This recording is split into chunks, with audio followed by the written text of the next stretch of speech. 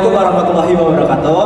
Di sini kami akan membuat video tugas dari mata kuliah otonomi daerah dengan dosen pengampu Zidni Umma Fazada MH, SHMH, dengan kami dari Rombel 1. Perkenalkan, nama saya Muhammad Zulhaq, absen 40 dengan NIM akhir 468. Perkenalkan, nama saya Rani Fajr Ramadhani dengan NIM akhir 921, nomor absen 45. Perkenalkan, saya Lavina Manguntan, NIM akhir 183, nomor absen 13. Perkenalkan, nama saya Bonita Gracia, absen 9 dengan NIM akhir 178. Perkenalkan, nama saya Dini Fitri Zulfika dengan NIM akhir 187 dengan absen 17. Perkenalkan, nama saya Arza Wadiskiana dengan NIM belakang 0009, absen 8. Perkenalkan, nama saya Jessica Tiara Heldi Rayoh, absen 41 dengan NIM akhir 469. Perkenalkan, nama saya Raditya Zeki Nurseha, nomor absen 20 dengan NIM akhir 190. Sistem distribusi kewenangan pusat dan daerah otonomi daerah di Indonesia memberi hak dan kewenangan kepada daerah untuk mengatur urusannya sendiri. Berdasarkan UUD 1945 dan UU nomor 23 tahun 2014, tujuannya adalah meningkatkan efisiensi, keadilan, dan pelayanan publik. Hubungan pusat dan daerah didasarkan pada asas desentralisasi dengan 3 model utama, yaitu yang pertama, otonomi relatif. Daerah punya kebebasan mengatur kebijakan lokal. Yang kedua itu keagenan, daerah sebagai pelaksana kebijakan pusat. Yang ketiga itu interaksi, hubungan dinamis tergantung kepercayaan pusat daerah. Distribusi kewenangan dilakukan melalui 3 bentuk. Yang pertama itu desentralisasi, yaitu wewenang penuh ke daerah. Yang kedua yaitu dekonsentralisasi, pelimpahan ke gubernur sebagai wakil pusat, dan yang ketiga itu tugas pembantuan, penugasan sementara untuk urusan tertentu. Prinsip pentingnya adalah subsidiaritas, yaitu urusan diserahkan ke tingkat pemerintahan terdekat yang paling mampu menjalankannya secara efektif. Dalam negara kesatuan Republik Indonesia, hubungan pusat dan daerah bersifat hierarkis, namun tetap harmonis, di mana pusat mengatur kebijakan strategi nasional, sementara daerah mengelola urusan lokal demi kesejahteraan masyarakat. Pengaturan distribusi kewenangan dalam hukum positif Indonesia. Distribusi kewenangan antara pemerintah pusat dan daerah dalam sistem ketatanegaraan Indonesia berakar pada prinsip negara kesatuan yang menganut asas desentralisasi. Hal ini ditegaskan dalam UUD NRI 1945 melalui pasal 18, 18A, dan 18G. Pasal 18 mengatur pembagian wilayah serta pemberian otonomi seluas-luasnya kepada daerah, meskipun tetap dibatasi oleh kewenangan pemerintah pusat. Pasal 18A menekankan hubungan yang adil dan selaras antara pusat dan daerah, termasuk dalam aspek keuangan dan pelayanan publik. Sementara itu, pasal 18D mengakui adanya daerah khusus atau istimewa serta masyarakat hukum adat, yang menunjukkan bahwa otonomi daerah di Indonesia bersifat fleksibel dan tidak seragam. Secara teknis, pembagian kewenangan diatur dalam Undang-Undang Nomor 23 Tahun 2014 tentang Pemerintah Daerah. Kewenangan tersebut dibagi menjadi 3, yaitu urusan absolut yang sepenuhnya menjadi kewenangan pusat, seperti pertahanan dalam politik luar negeri, urusan konkuren yang dibagi antara pusat dan daerah sebagai dasar otonomi daerah, mencakup pelayanan dasar hingga sektor sesuai potensi daerah, serta urusan pemerintah umum yang tetap berada di bawah kendali pusat namun dilaksanakan oleh kepala daerah. Dalam praktiknya, pemerintah pusat berperan menetapkan norma, standar, prosedur, dan kriteria, sementara daerah melaksanakan kewenangan sesuai bidangnya. Meskipun kerangka hukum telah tersusun sistematis, implementasinya masih menghadapi tantangan seperti ketergantungan daerah terhadap kebijakan pusat dan kecenderungan penguatan kembali peran pusat dalam penyelenggaraan pemerintahan daerah.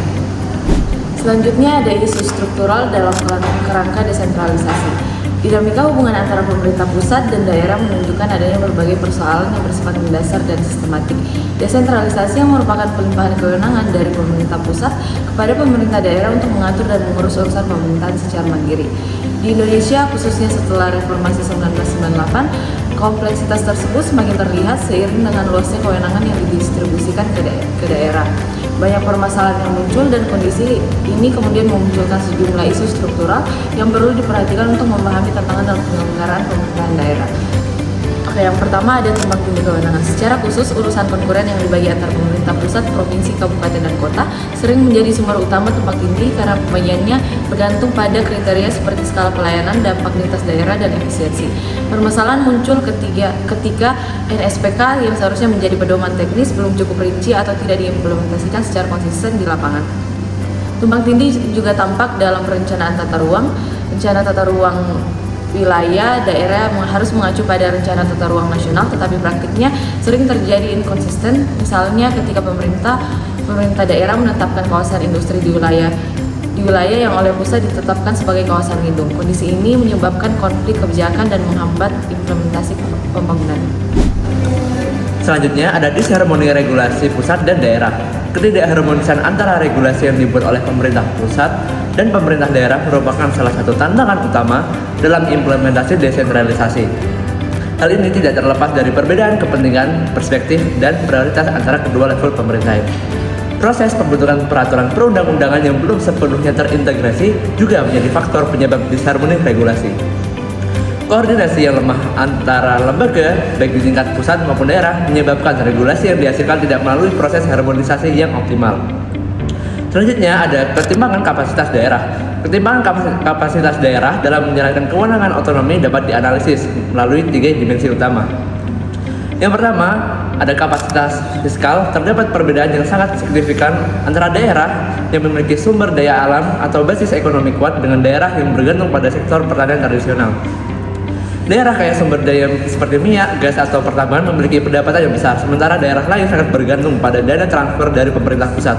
Yang kedua ada SDM atau sumber daya manusia. Kualitas aparatur sipil negara atau ASN juga sangat bervariasi antar daerah. Banyak daerah, terutama di wilayah tertinggal dan terpencil, masih menghadapi keterbatasan jumlah dalam kompensasi aparatur. Hal ini berdampak pada rendahnya kualitas perencanaan penganggaran dan pelaksanaan program pembangunan. Yang terakhir, ada kelembagaan. Perbedaan kapasitas organisasi pemerintah daerah juga mempengaruhi efektivitas pelaksanaan kebijaksanaan. Beberapa daerah telah memiliki sistem birokrasi yang modern dan berbasis teknologi, sementara daerah lain masih menghadapi masalah dalam hal koordinasi internal dan tata kelola administrasi. Selanjutnya ada konflik antar level pemerintahan. Dalam sistem desentralisasi, hubungan antar pemerintah pusat dan daerah tidak hanya bersifat administratif, tapi juga melibatkan kepentingan politik dan ekonomi. Hal ini sering menimbulkan konflik karena adanya perbedaan tujuan. Pemerintah pusat berfokus pada stabilitas nasional dan keberlanjutan pembangunan, sedangkan pemerintah daerah lebih menekankan pada peningkatan pendapatan serta kesejahteraan masyarakat lokal. Konflik biasanya muncul dalam pengelolaan sumber daya alam seperti pertambangan dan kehutanan. Selain itu, kebijakan nasional yang bersifat top-down juga dapat menimbulkan resistensi dari daerah, terutama jika tidak sesuai dengan kondisi lokal. Permasalahan lain terjadi dalam pembagian pendapatan seperti pajak yang dapat memicu ketegangan antara pusat dan daerah. Selanjutnya, ada gejala resentralisasi. Di sisi lain muncul gejala resentralisasi, yaitu penarikan kembali kewenangan ke pemerintah pusat. Hal ini dilakukan untuk mengatasi kelemahan desentralisasi dan memastikan standar pelayanan tetap terjaga. Namun, desentralisasi juga berdampak pada berkurangnya fleksibilitas dan inovasi daerah, serta meningkatnya ketergantungan terhadap pemerintah pusat. Yang berikutnya yaitu optimalisasi distribusi kewenangan dalam mewujudkan otonomi yang efektif dan akuntabel. Dalam sistem NKRI, pembagian urusan pemerintahan harus dirumuskan secara tegas untuk menghindari tumpang tindih kewenangan yang selama ini menjadi sumber konflik normatif dan inefisiensi kebijakan. Meskipun Undang-Undang Nomor 23 Tahun 2014 telah mengklasifikasikan urusan absolut, konkuren, dan umum, implementasinya kerap mengalami reduksi akibat munculnya regulasi sektoral yang menarik kembali kewenangan strategis daerah, misalnya di bidang sumber daya alam dan ekonomi. Penegasan ini menjadi krusial mengingat dalam praktiknya terdapat kecenderungan sentralisasi terselubung melalui berbagai regulasi sektoral. Misalnya, pengesahan Undang-Undang Minerba dan juga Undang-Undang Cipta Kerja dinilai telah menarik kembali kewenangan strategis daerah seperti pengelolaan sumber daya alam dan tata kelola ekonomi ke pemerintah pusat. Harmonisasi sebagaimana diatur dalam Undang-Undang Nomor 13 Tahun 2022 berfungsi untuk memastikan bahwa peraturan daerah tidak bertentangan dengan peraturan yang lebih tinggi, baik secara vertikal maupun horizontal, sehingga tercipta kepastian hukum tanpa menghilangkan karakteristik kedaerahan. Harmonisasi vertikal dan horizontal disebut sebagai prasyarat utama dalam menjaga konsistensi sistem hukum nasional. Harmonisasi vertikal memastikan bahwa peraturan daerah tidak bertentangan dengan peraturan perundang-undangan yang lebih tinggi, sedangkan harmonisasi horizontal memastikan keselarasan antar peraturan daerah yang sederajat maupun antar sektor. Dan saat ini ketimpangan fiskal menjadi isu utama karena masih banyak daerah yang memiliki ketergantungan sangat tinggi terhadap dana transfer dari pusat, sementara pendapatan asli daerah stagnan. Dalam konteks tersebut, muncul wacana reposisi basis otonomi dari kabupaten kota ke provinsi sebagai upaya menciptakan efektivitas koordinasi dan mengurangi ketimpangan antar daerah. Meskipun kebijakan ini harus dikaji secara mendalam agar tidak melahirkan sentralisasi baru yang kontraproduktif terhadap perwujudan desentralisasi. Keberhasilan pelaksanaan otonomi daerah sangat ditentukan oleh kapasitas institusional pemerintah daerah yang mencakup kualitas aparatur sipil negara, kemampuan pengelolaan keuangan, dan kualitas perencanaan pembangunan. Salah satu hambatan utama dalam pelaksanaan otonomi daerah adalah rendahnya kapasitas ASN di beberapa daerah, terutama daerah tertinggal dan daerah pemekaran baru. Selanjutnya studi kasus implementasi distribusi kewenangan dalam otonomi daerah.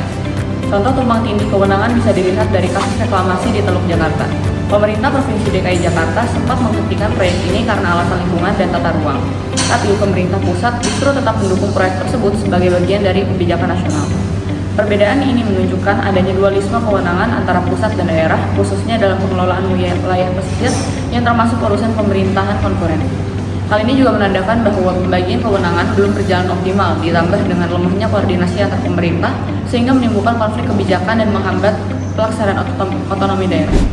Disharmoni regulasi antara pemerintah pusat dan daerah terlihat dari banyaknya perda yang dibatalkan lebih dari 3.000 perda pada 2016 dikarenakan bertentangan dengan aturan yang lebih tinggi. Kepentingan umum dan prinsip NKRI, hal ini menunjukkan bahwa meskipun ada otonomi daerah, pemerintah pusat masih memiliki kontrol kuat untuk menjaga keselarasan hukum nasional. Di sisi lain, tingginya pembatalan perda juga mencerminkan rendahnya kualitas legalisasi daerah yang dipengaruhi keterbatasan SDM dan kurangnya harmonisasi dalam penyusunan aturan. Dengan demikian, tantangan otonomi daerah tidak hanya pada pembagian kewenangan, tapi juga pada kemampuan daerah dalam menjalankan sesuai kerangka hukum nasional. Baik, kesimpulannya adalah distribusi kewenangan antara pemerintah pusat dan daerah merupakan elemen penting dalam penyelenggaraan otonomi daerah di Indonesia yang dilaksanakan melalui desentralisasi, dekonsentralisasi, dan tugas pembantuan.